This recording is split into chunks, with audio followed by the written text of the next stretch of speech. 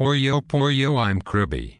Alright, I'm just gonna be upfront about this. If you thought any of the past videos I did on comics made absolutely no sense, get ready for a completely new benchmark. We all prayed for Danny DeVito to be the voice of Detective Pikachu. I'm the trash man! But what about Detective Kirby? Yes, in Kirby's yonder years, he was actually a detective. I have no explanation, but this is a thing? Anyways, a big thanks to Cryomancer and PPA from OpenTrain, as always, for their amazing translation skills, and for gifting those of us who speak English these magnificent, insane comics. But I have a special surprise this time. AntDude will be joining me through this relapse into German Club Nintendo insanity. Buckle up, folks, because this one is such a doozy. Our story starts in an unnamed city as we see a very tall building. At the bottom of a staircase, a woman enters a room requesting to speak to Mr. Kirby. She states the matter is of life and death. Kirby, who I can't imagine without Danny DeVito's voice, tells the woman to get to the point. She states that she's been having a nightmare where a strange man is sneaking through her house and leaving radiant goo everywhere. She always wakes up with a strong headache as well. She states, "Something isn't right here, is it?" And then immediately Kirby shuts her down by yelling that his fee is 200 glitter stars an hour. She retaliates saying she would only pay 50 at most, and throw in an additional 50 kisses. Now, I can't tell if she's lunging at Kirby to attack him with kisses, or if she's under the effects of an inhale, as Kirby reclaims his breath before yelling again. Kirby states that when he says 150, he means 150, although he said 200. He also demands 100 kisses. Oh, side note here, keep in mind this is a kid's comic. Framing it that way makes this whole adventure that much more odd. The woman says that Kirby is a tough negotiator, and she hopes that he is just as good of a detective. Kirby, of course, responds that he is the best private eye in the universe, and then creepily adds that it will be his pleasure to get rid of her nightmares. With an intimate tussle of her hair, she departs as she gives Kirby her address. Later that evening, Kirby and Dedede run to her home. When they get there, they discover that the woman is about to head to bed. She welcomes them to her modest home regardless, and without skipping a beat, Dedede beelines it to her bed and falls asleep. In the next scene, Kirby, or should I say, Premium Dumpling, as he states it, begins searching the estate. Of course, not without creepily staring at the woman while she sleeps. Quote, "She's already dozing. Such grace. She probably dreams of me. Hehehe." What? Kirby begins to fall asleep himself before hearing a scream from the basement. As he runs down to investigate a slime-covered man, the police arrive and immediately assume that he was the one who did it. They claim that he is Jack the Glibber and handcuff him immediately. And then, the second comic begins. Our story starts with Kirby's photo appearing in the local newspaper, and with Kirby getting curb stomped in his cell. King Dedede rushes to the courtroom and throws 5,000 glitter bells, which I'm assuming is more than glitter stars, at the judge for bail. The judge snatches up the dough and lets Kirby out, but not before saying he's not allowed to leave the country. Dedede, for some reason, is depicted as a complete idiot in this comic, and I can't read his lines usually without face palming. Kirby begins pondering about the case before deciding they need to return to the scene of the crime. They speed off in a car and head back to the house where everything happened. Upon arrival, they realize that the woman who lived at the house is nowhere to be found, and the place seems deserted. Someone there tells the group she rushed off to Monaco, which is a country in Europe, so Kirby and his gang follow suit in a jet. Upon arrival, Kirby spots a woman in a car racing down the street. He immediately yells "Yippee" while jumping at the moving vehicle.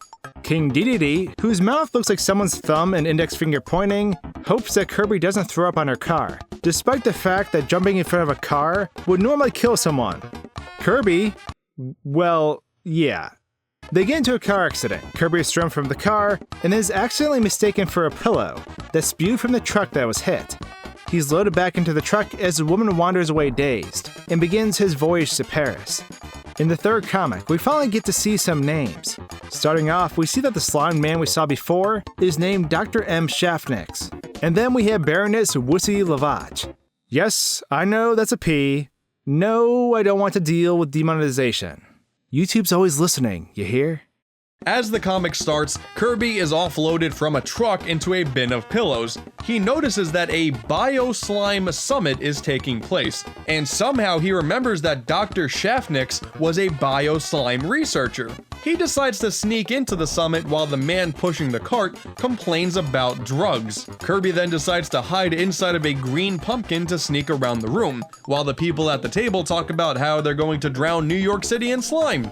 A moment later, some of the men decide that they want a slice of the pumpkin, and Kirby bursts out. He is deemed a spy, and some big bald guy just sits on Kirby instead of grabbing him with his hands. Okay. They claim that he heard everything and that they need to send him in the mail, which is probably the most brutal way to execute someone, I would say. Just, you know, stuff him in a giant envelope. Kirby is then loaded into a box and pleads that if they ship him through federal mail, that he'll never arrive. However, little does he know that they are planning to send him to Glibber Paradise, a faraway land that supposedly has very hungry inhabitants called Dreamlanders. And just like that, we finally have the first actual Kirby-related thing in the comic. Took long enough, Kirby breaks out of the box and is told that in order to survive, he needs to copy abilities. So he eats a Koozer to gain the ability to fly. Immediately, he flies back to Monaco and picks up both Dedede and the talking blue fish that has been adventuring with them. And they head back to the house of the baroness for one final look. Once inside, they discover something peculiar that Kirby ignored the first time around. A strange door marked with the words, "Danger." And this is where the true insanity begins. Comic 4. Apparently the Baroness was just a costume, and the real culprit was now lurking in the establishment.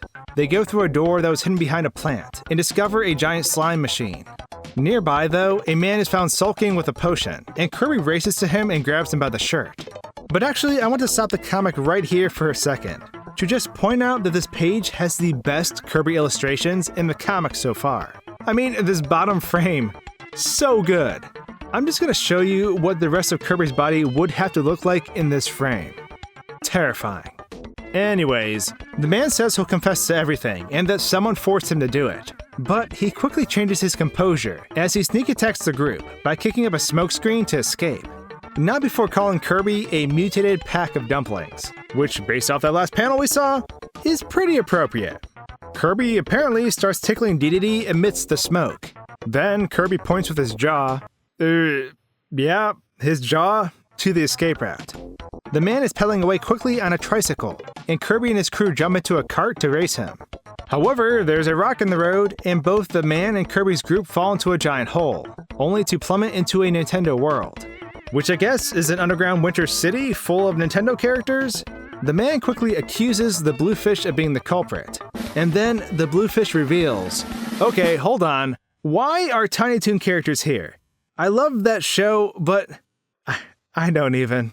So, not surprisingly at this point, the bluefish cracks open his own skull and reveals he's actually Kirby. But if the bluefish is Kirby, then who is Kirby? Well, folks, isn't it obvious? No, it's Dedede. But who is Dedede then? And then the comic just sort of ends. Kirby says the whole thing was his idea to bring attention to the muesli issue, which, according to the translators at Open Train, was a very healthy breakfast cereal and had nothing to do with the comic. Then the comic asks you to write to Club Nintendo to let them know who you think is behind King Dedede's disguise, which I'd assume was Bluefish, but I have no idea. Everyone throws a massive holiday party, and then Santa shows up to insult the creators of the comic before scurrying away. However, it's apparently some sort of animal and not Santa because it has a bushy tail. So once again, we have another person in a costume. And that wraps up this Detective Kirby insanity. I honestly have no words for this one, but I'd love to hear your thoughts.